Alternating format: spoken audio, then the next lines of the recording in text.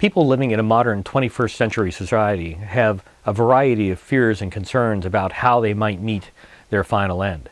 We're anxious about possibly dying in a car crash or an airline accident, or in a forest fire, or potentially even in something as remotely possible as a nuclear holocaust or biological event. If you want to go to the extremes, we might worry about an asteroid hitting the planet and obliterating a continent. However, very few people, if anyone, actually worries these days about the idea of waking up in absolute pitch blackness in their own burial shroud, 6 feet under, in their own coffin while still alive. However, prior to actually the early 20th century, this was a very strong concern among a lot of different people in a variety of societies, primarily because our understanding of biological processes, physiology, the nature of death, the requirements for death, and how it might be best determined were actually pretty sketchy. It's a pretty horrible idea to think about the concept of waking up in your own coffin and realizing that you have no recourse. You can scream, you can claw at the inside of the wooden box that you've been interred in, you can pound against it and hope that someone might hear you, but the probability is generally pretty low.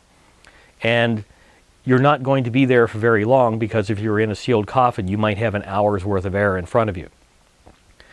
However, in the past, the worry over being prematurely buried, experiencing what is known as in Latin as vivisepulture, was actually a very major concern in a variety of societies, especially in Europe. It was less of a concern in the United States, but there were still anxieties about it even up to the early 20th century. What we're going to talk about in this film is the background around this whole concept, the idea of why premature burial was so terrifying and why the fear of it was so pervasive in European society, primarily from around the 16th through the 19th centuries. We're going to look at the history of physiology and the history of various scientific discoveries that informed our understanding of life versus death. We're going to meet a variety of characters in a variety of different situations. We're going to talk about special buildings that were produced in order to house people who might or might not be dead. It's a really interesting concept, and it's a really wide-ranging topic that shows why the problem of causation in history is so problematic. It's not generally a single factor that determines why something is or is not in the historical context. A whole constellation of factors play into this problem, as we'll see as we examine it in more detail. So if your family or your doctor or whoever was diagnosing you made a mistake, you might end up in a place like this prematurely. I'm standing in a colonial-era cemetery in New England, and while this is not necessarily as old as some of the places that you would find in Europe, it gives us a pretty good feel for the sort of environment that existed at that point. Basically, the problem was that prior to the advent of modern medicine, there was really no good gold standard for determining whether somebody was dead or not. There was a lot of controversy over what was a reliable test, whether there was a reliable test, or whether you simply had to wait for somebody to start decomposing before you put them into the ground. But this conflicted with a lot of religious practice, because in a number of cases with Jewish practice, somebody has to be buried within 24 hours of death. Most Christian practice, they want people interred in a reasonable amount of time as well. And in general, people did not want to have a body lying around for too long, especially in a society where death was fairly common at a variety of ages. People did not necessarily live to a ripe old age. So as a consequence, people could end up interred potentially long before their actual time. That's why there was such a fear of this potential for premature burial prior to the advent of the modern age. People simply didn't have the tools, the techniques, or the talents in many cases, especially in more remote or very, very rural areas, to determine whether somebody was actually dead or not. So it was entirely possible that something like this could happen. Somebody could end up in a cemetery actually still alive, buried 6 feet under. The problem that we have to determine is, how often did this really happen? you see all these lurid stories, which we'll account in some detail, of people being buried prematurely, or of grave workers finding a body that did not decompose, or that was found in an unusual attitude in their coffin when they were exhumed at a later date, and they presumed that it was because somebody had been buried prematurely and it was struggling to get out of their coffin. There are stories of the cemetery workers finding scratch marks on the inside of the coffin lid where some desperate individual was trying to claw their way out. Did this really happen, or did it not? In all likelihood, the reality in most cases is simply that someone was moved when their coffin was lowered into the ground, that the coffin was tilted or thrown onto one side when the cemetery workers were lowering it into place, or that after they were interred, standard decomposition practices resulted in the body moving due to swelling or inflammation caused by the decomposition process. So we really have no idea how many people could have actually ended up in a place like this before they were supposed to be buried in the first place. Now, stories of premature burial are fairly old. The earliest one that we're really aware of, or at least that I'm aware of, is one from the Roman era, where some fairly well-known senator was said to have been buried prematurely and found partly out of his coffin when his crypt was inspected some years later. That's the earliest one. So we know that these stories were circulating, but we don't know to what level because the documentation is fairly sketchy.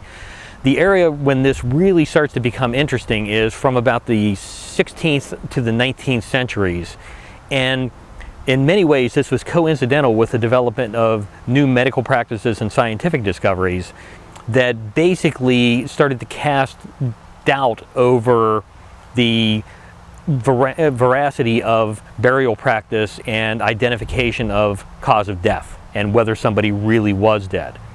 Now, we know that funeral workers and cemetery workers, gravediggers, told these lurid stories of people being uncovered and found to be partly out of their coffin in a crypt, or their fingers were chewed off as if they had eaten their own fingers in their anguish while trapped in their coffin, or that they were found in a different position that they had been buried in, and so forth.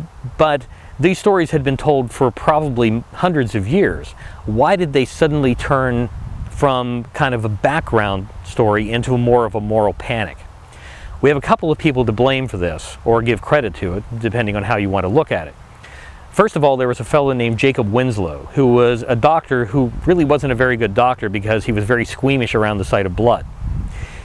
He was medically trained, and as a result of his squeamishness and his inability to treat living patients, he decided to do anatomical studies and try to come up with more of a gold standard on ways of identifying someone as being completely dead.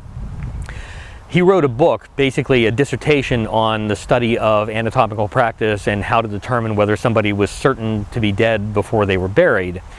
And it was published within the scientific and medical community in France and several other locations. However, it really started to achieve notoriety when another individual, another medical practitioner named Jacob Bruchier, took the book, translated it into other languages, but started to add his own material. Initially, he was doing a more or less faithful translation of Winslow's work, but as the editions wore on and began to sell more and more, because the book became very popular, he started adding his own material, which basically consisted of more and more lurid tales of premature burial. So as a result of this, and as a result of all of the numbers of copies of this book that were being printed, hundreds if not thousands, which was a large number in those days, the subject became far more well-known, and people started to panic about it because they became aware that some sort of a problem potentially existed.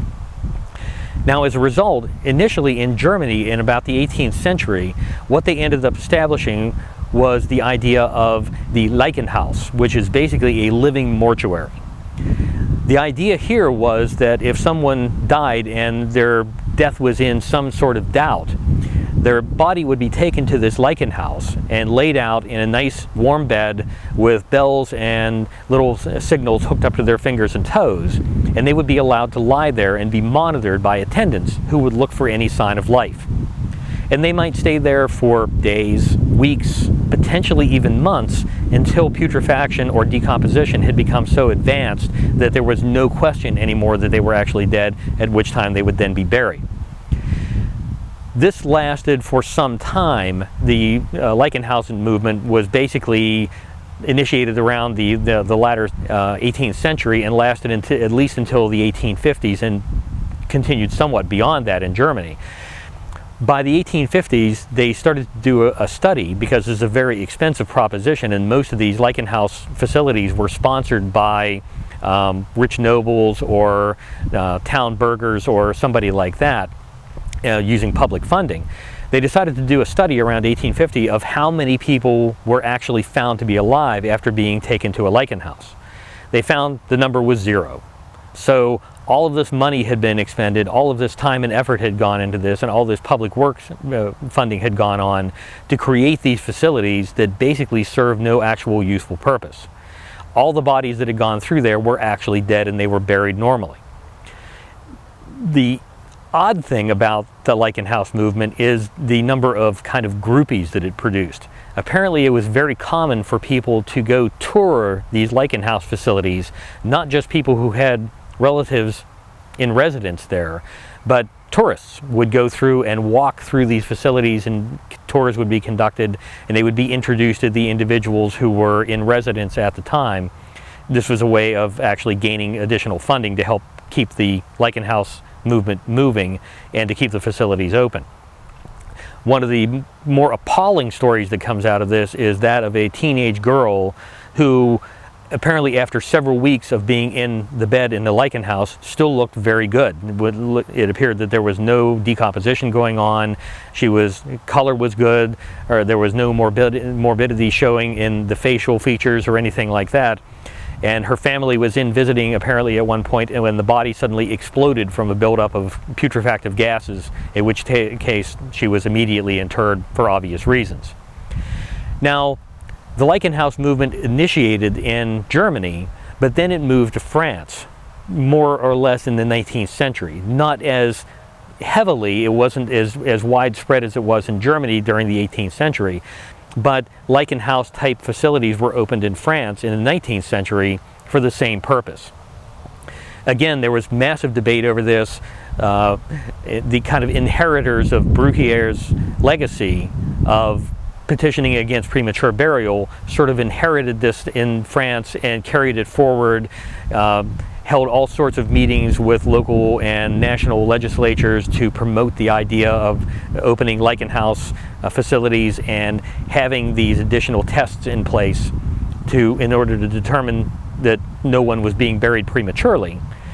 But at the same time, it wasn't as widespread as it was in Germany.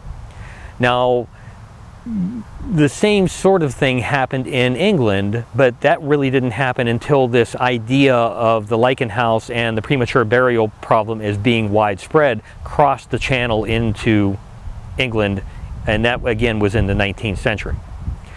Now, there's more background to this.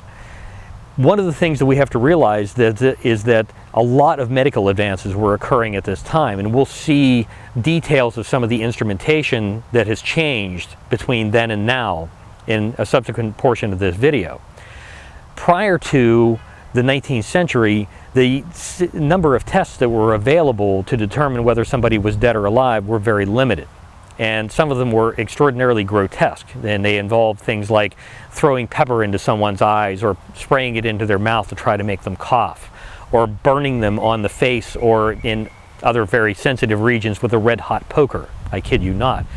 Putting vile concoctions up their anus using some sort of syringe, stabbing them with pins, slapping them, blowing a trumpet into their ear at a very high volume. These were the kinds of tests that were used to determine whether someone was dead or alive. But by the 19th century, we started to get a lot more reliable tests. The stethoscope had been invented. The blood pressure cuff was coming down the pike as of the mid-1800s.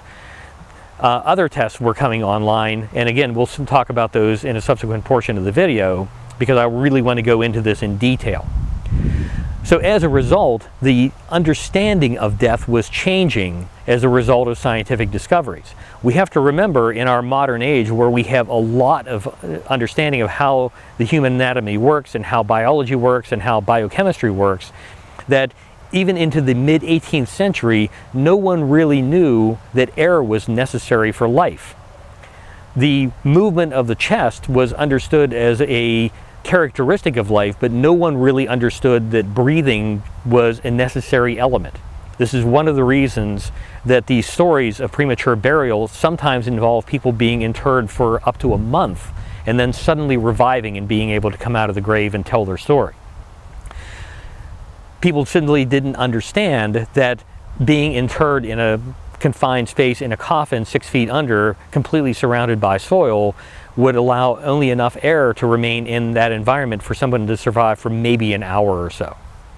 So once it was discovered that breathing was essential and that if deprived of air someone would die in a few minutes at most, then some of these stories started to lose their cachet. The idea that someone had been buried for a week in a closed grave and suddenly was discovered to be alive became a lot less believable.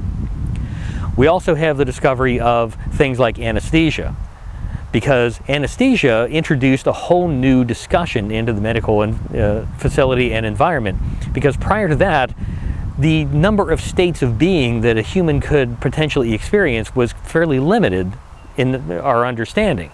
You could be awake, you could be asleep, you could be dead, you could be unconscious, but what else? The idea that someone could be anesthetized, in other words, put under and then wake up hours later potentially, or half an hour later, and not remember anything that happened in the intervening period, but they weren't asleep, they weren't responsive to stimuli, you couldn't shake them and wake them up. So what kind of state were they in? They woke up of their own volition. So what does this mean? And it's at this period, after anesthesia starts to become popular and better understood, that we start seeing people talking about the idea of trance and syncope and suspended animation and catatonia. All these words start to become part of the vocabulary to try to describe these unknown states of consciousness that might exist. And yet another factor plays into this. At this time, we started to get, in Europe, more tales from the Far East, from China, from India, tales of ascetics, religious ascetics, monks, and other practitioners of various arcane arts who were said to be able to put themselves into a state of trance and not require air, water, food, or any other nourishment for weeks, months at a time. So if this was possible, and many people believe that this was actually the case, what did this tell us about the possibility of premature burial?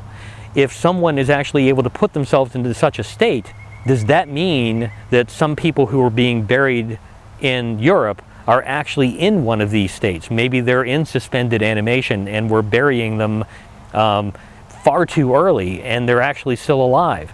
What a horrible thing to think about. So a number of factors were playing into this whole kind of evolution of the understanding of death and what its characteristics were. Now we have to add something else, the discovery of electricity. Prior to the arrival of men like Volta and Galvey in the latter 18th century, electricity was really only available to humans in a very unusual way, which was static electricity. Prior to this period, one of the very popular party tricks among the very wealthy was to buy an electrostatic generator from someone who produced such things. These were big, elaborate affairs that were usually turned with a hand crank, and they would use these things as party tricks. So they would have a bunch of people over to visit their house, they would crank up the electrostatic generator, and then they would dare people to reach out and touch the contact and get shocked. And some of the shocks that can come off of these electrostatic machines are fairly substantial, but the difference between that and how we understand electricity today is that the electricity is not sustainable. You only get this one initial shock of electricity and then the power is gone. Once the galvanic cell or the galvanic pile, which we now know as the battery, was invented around 1800, suddenly it became possible to have a steady supply of electricity of any size. All you had to do was build more batteries and connect them all together, and you could get larger and larger charges of permanent electricity. And it's at this time, as a matter of fact, that we see experimenters, anatomists and others, start to work on the use of electricity with corpses. They would actually get people who had been recently hanged, the fresher the better, and they would haul them off to some location, whether it was a tavern that they had booked to do this, or their own local laboratory, or a house, or something like that, and they would connect this person to an electric charge via a collection of batteries, galvanic cells, and then watch the effect.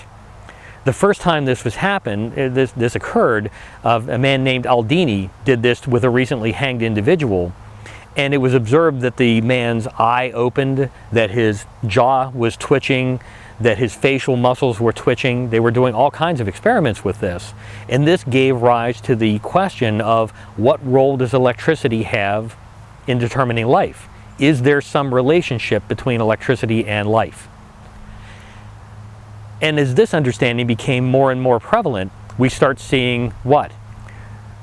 Discussions of possible reviving of dead individuals using electricity.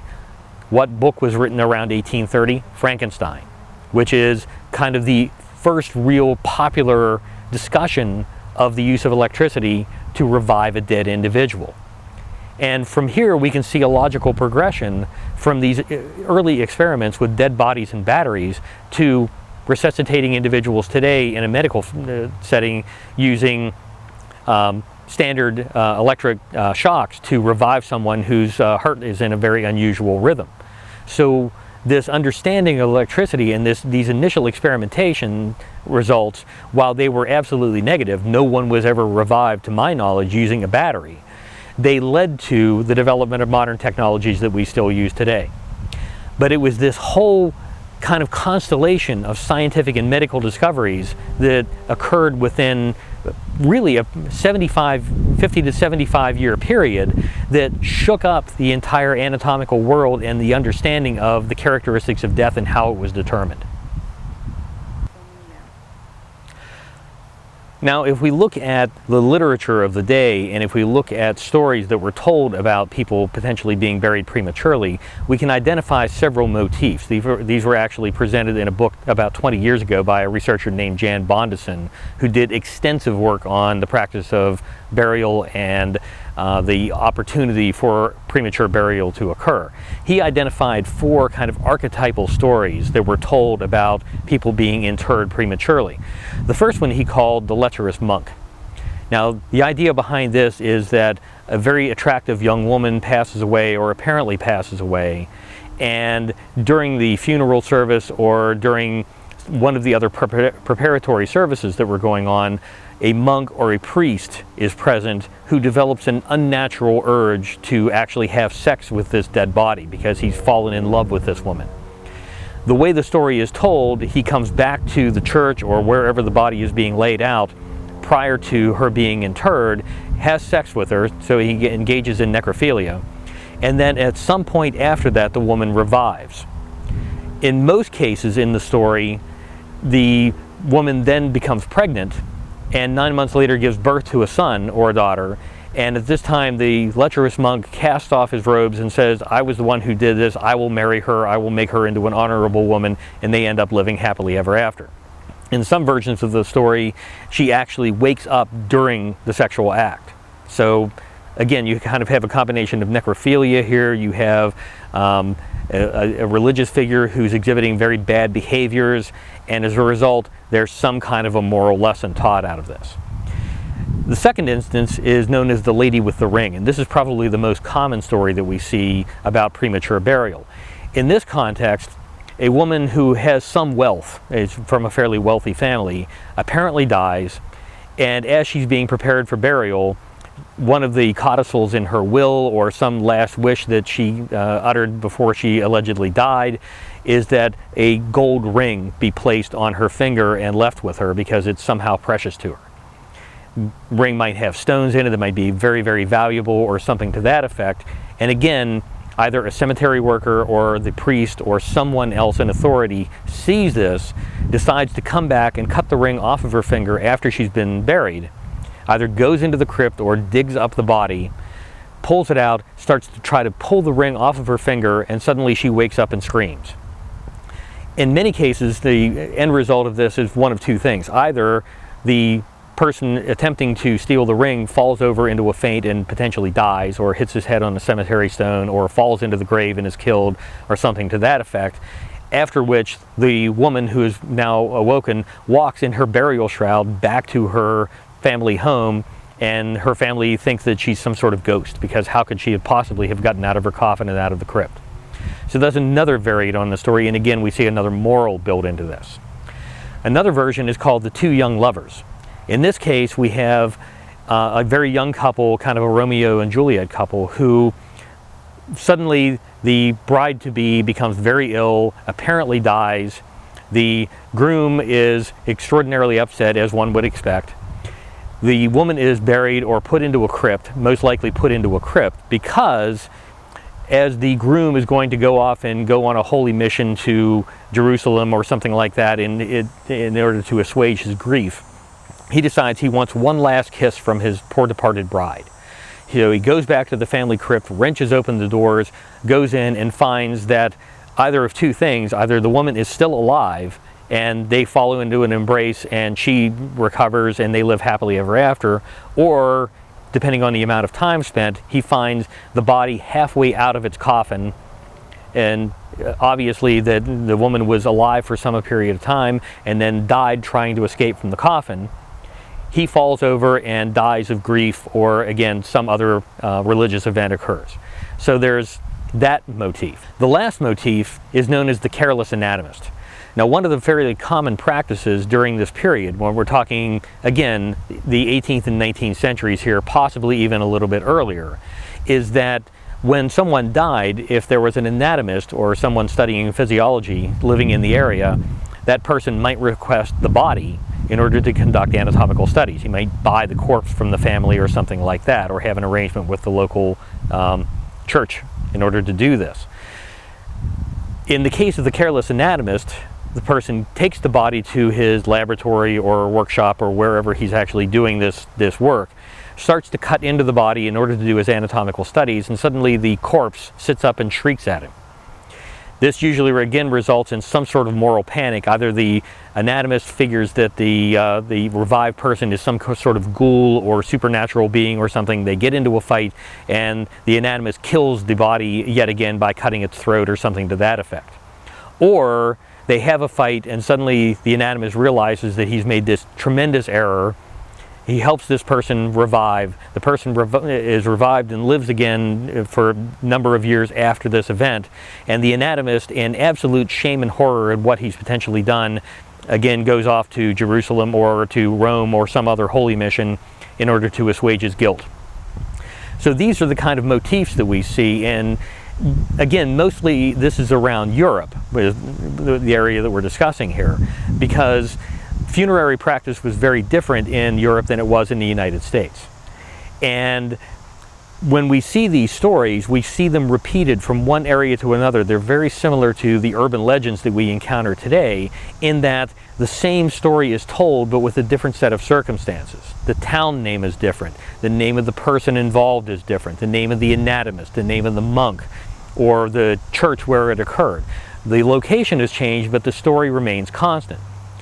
Now, one of the interesting things about this is that this similarity of story, today, if we looked at this, we would say the stories are so similar because they're motifs, they're folkloric motifs that are being reused by different levels of storyteller to tell the same story, and we understand that there's a core story that they're just elaborating on in a different way. During this period, however, the fact that the stories were being told in so many areas and so many locations by so many different people with so many different names and areas attached to them was considered proof that they were actually real. So rather than understanding that they were motifs and that they were just being used as examples, or that they were completely fictional and made up by the people telling them, people actually counted these back during the 18th and 19th centuries as evidence of rampant cases of premature burial occurring.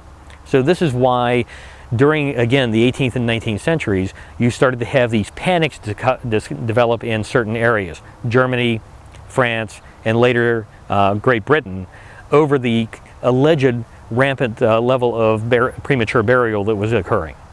Another avenue for our discussion here is the effect that some of these discoveries and the fear of premature burial had on society in general and kind of on literature. We can think about books like Frankenstein, which was a response to the discovery of the galvanic effect, electricity, as one aspect of this, but there were other aspects as well.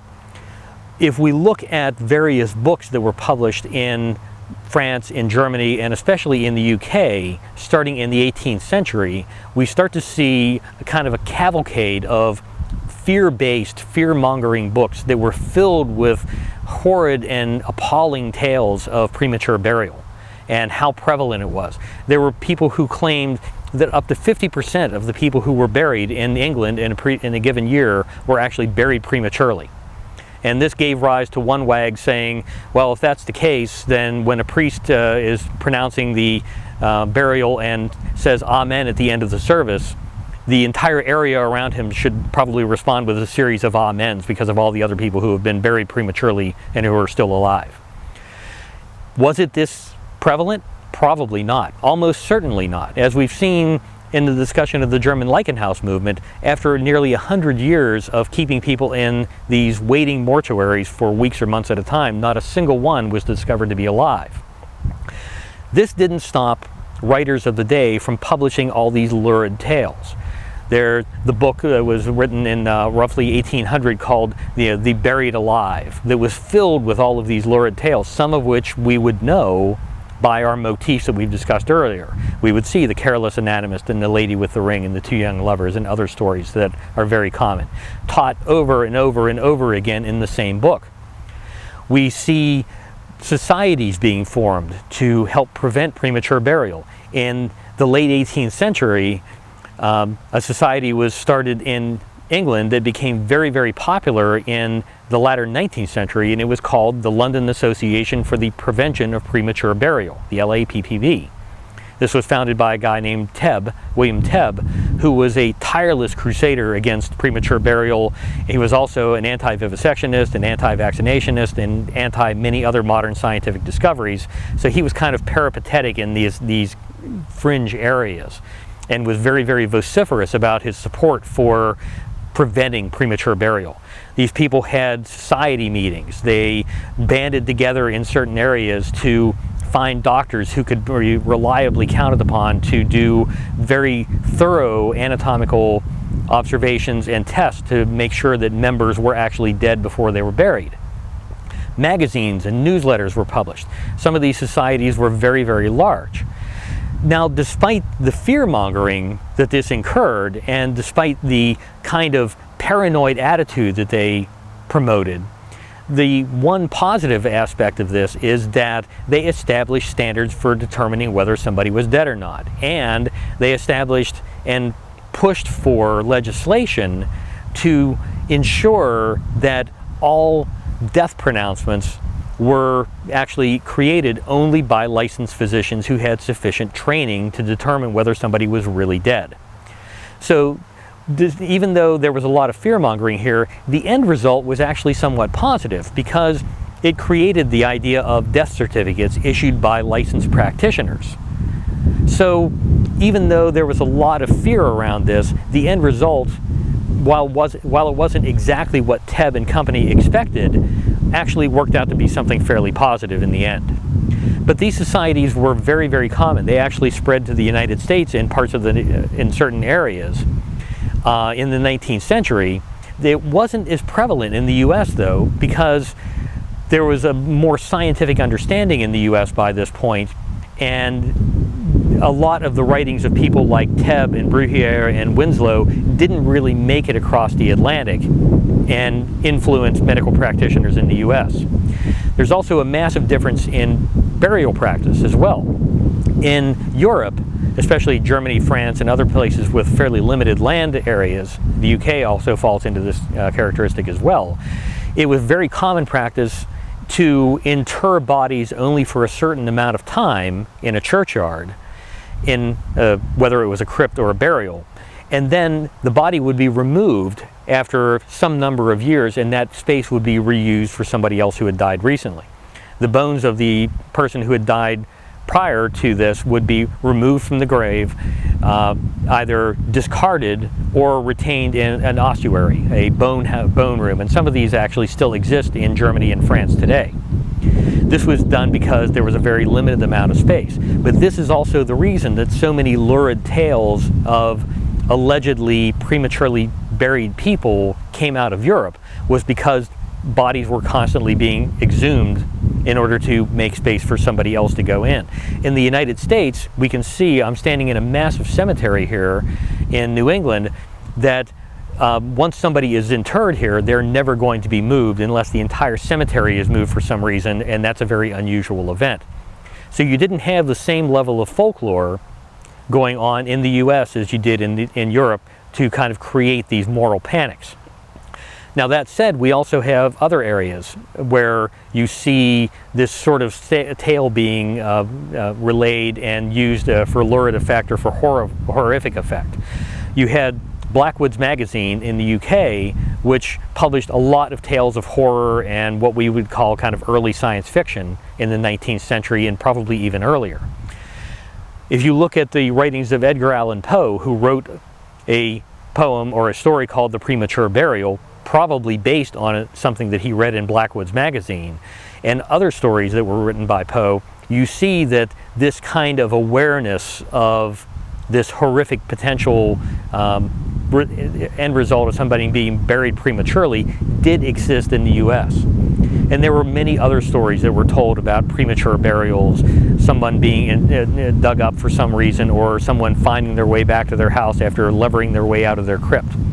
So these stories were told. They were fairly common in certain areas, they were less common in others. But all of these scientific changes that we're talking about were kind of adopted by the literary and other communities and turned into social elements that stayed with the kind of general public until at least the early 20th century. So as we've seen, a whole constellation of factors played into the fear of and paranoia over premature burial really right up until the modern age. It wasn't actually until after the end of the First World War that this fear really started to fade away in most societies. By this point, all of the instrumentation that was necessary was in place. We had EKGs, we had stethoscopes, we had a variety of other tests that could be performed. All of the old fears that no reliable test was possible that had been inherited from the 17th and 18th centuries had been pretty much put to rest at this point. So the idea of premature burial and the fear of it really faded from public consciousness at about this point. We're going to look in a subsequent video at the medical tests and the instrumentation that were developed during the 18th and 19th centuries that helped allay these fears. I want to look at this in a lot more detail. So we'll be doing that work in a subsequent video. Now, does the fear of premature burial still exist? Is it still possible? A lot of people ask that question. And yes, it is. It's definitely still possible. It's extraordinarily unlikely. Really, from discussing this with a couple of medical personnel, the only two real areas where this is considered a concern in the modern era are A, hypothermia, where systems and various bodily functions can be depressed to the point where they're almost undetectable by normal means. And also certain types of opioid overdoses, where people take so many drugs that again, their bodily functions become almost undetectable. Even on an EKG or an EEG, there's no pulse that's detectable unless you're very, very cautious about it and so forth. This is one of the reasons that this whole fear of premature burial, the LAPPV, the London Association for the Prevention of Premature Burial, and other groups had established all of these processes, the idea of an official coroner's office, the idea of certain specific tests that had to be conducted in certain ways in order to determine reliably whether someone was actually dead before they were buried. This is where these things actually come into place and come into play. Because today, people are not just tested once. They might be tested in the field if they're involved in an accident or something like that. So maybe a determination is made there. Then there's another determination at the coroner's office before the death certificate is created. And then again, they might be examined again at a mortician's office or a funeral parlor in order to make absolutely sure that there are no signs of life that might have been missed in an earlier stage. These are all thanks to these groups that established these procedures and lobbied their legislatures for official processes and laws that required certain levels of training and certain specific tests be performed. So the development of this whole paranoia and the fears behind premature burial can both be attributed to early scientific discoveries, and also the abolition of the fear can be attributed to those scientific discoveries as well. First, there was this initial consternation over things that might have been missed in the past, but as the scientific understanding developed even further, that started to address these fears and started to close all these loopholes and allow people to be absolutely sure that if they were declared deceased, that a reliable set of tests had been performed and a reliable understanding was in place. So we'll move on to the next video. Thanks very much for watching, and we'll see you soon.